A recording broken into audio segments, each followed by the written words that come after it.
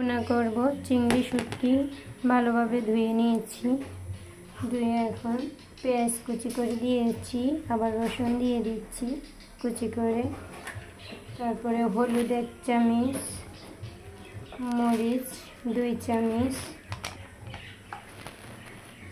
লবণ পরিমাণ মতো দিয়ে ভালোভাবে মাখিয়ে নিব।